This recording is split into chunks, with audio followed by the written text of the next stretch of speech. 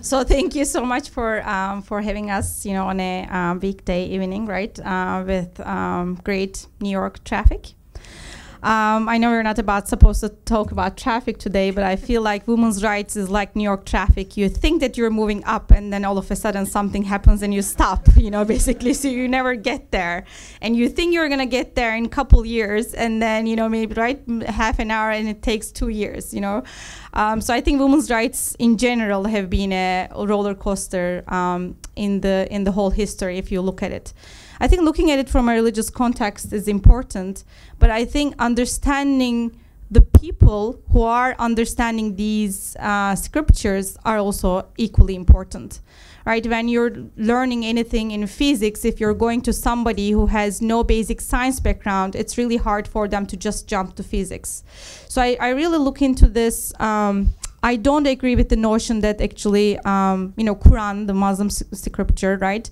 And I've had the chance to read a little bit about, Torah as well as Bible as well.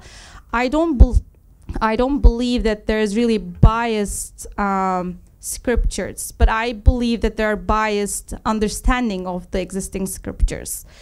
And biased understanding depends on the societies, depends on the education level.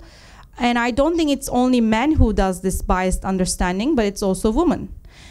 So when you have both men and women agreeing on an understanding, then that becomes a limit that the society infers on men and women. Then they define the roles, then they define the possibilities, and then you end up in a society that's called, Muslim, right? And then you end up with the limits that people think that it's coming from Quran and from the theoretical basis of Islam.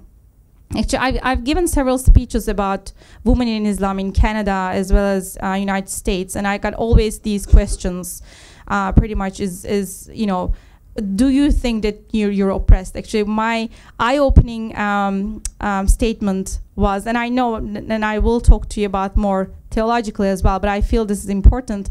I work for a big pharmaceutical company, and I do senior leadership consulting. So if a friend of mine came to me and said, you look such an independent and nice and bright woman. I said, thank you. She goes, but I don't understand, how can you be a Muslim? I said, that's a very, very, very valid question. And I was happy actually to get that question instead of the rolling eyes of people, right? So it's actually easier for you to respond to a question when you get it. And instead of in people's minds, that question exists, but nobody comes and asks that to you. So I said, let me explain to you. My background comes from a very secular family. My family wasn't religious, and I actually read Quran and educated myself and spent from my 16 years old until 26 years old, and I'm still learning. I'm not saying that I didn't, but then the 10 years on trying to understand the Muslim limits for anybody and for myself, not as a woman, at first. And then you realize basically how society is so different than the scriptures that exists, because the society comes with a historical background. And I'm one of the 3 girls in my family, right? So I was always raised very independent, and my dad always told me that, yes, you really need to manage everything on your own and never depend on a husband. And I actually was very interestingly, when I was first reading Quran, I was very impressed with that every verse was saying men and women, men and women. And it was so interesting to me because as a girl who is raised in a very independent family, I'm like, why would they acknowledge men and women separately, right? And when it says person, you can understand it being a man and a woman at the same time with my 21st century naiveness, right? So when I actually started preparing these discussions, it was very interesting for me that in Canada, in 1919, if I'm not mistaken, actually there was a person's law, and they declared woman as a person at the beginning of 20th century.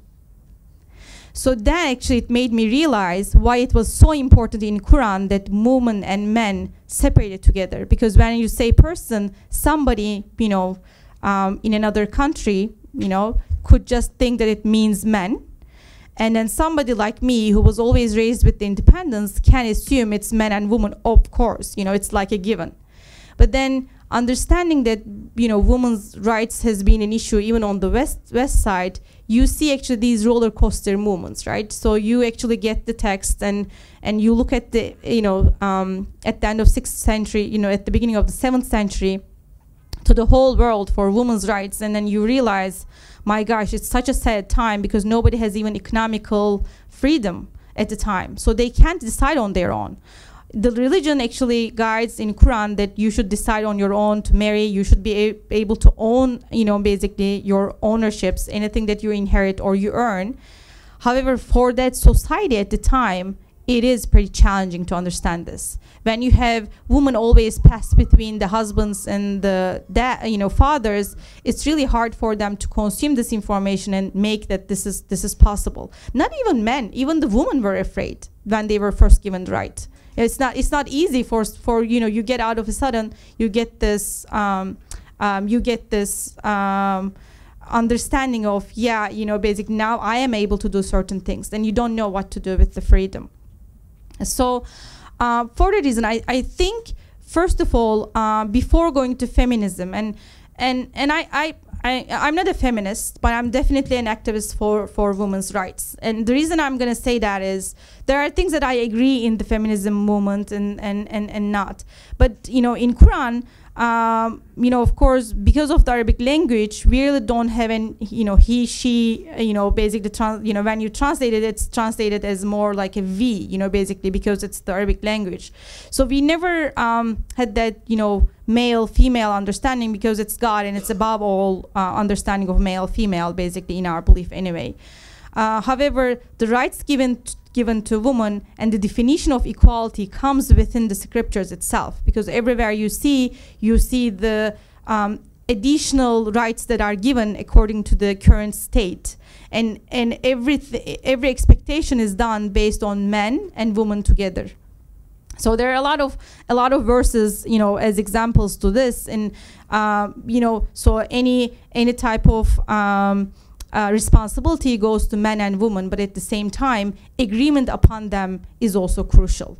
So whenever we're understanding the context, the textbook itself, right, you really have to understand it through the eyes of the society and through their capability of understanding. And I think I get a lot of questions about women driving and not driving, right? And obviously I made the horrible decision of driving to New York today by myself. So I would have enjoyed a driver maybe, you know, basically, not that I'm saying that I don't enjoy my freedom. But these things, I think, has to be discussed more in detail and understanding the context of the religion. But as a Muslim woman who is kind of trying to improve my education on human rights as well, I think one of the assumptions that I can, and I'm sure my other colleagues will talk about it, religions are there to free people. Let's assume that. Define the meaning of the freedom, and once you believe that, it's very easy in any context in scripture that you find freedom. And you can think about, yes, there are limitations, but those limitations, like, how does it make you feel? Can you decide on it or not, right? Being a believer or non-believer is your decision.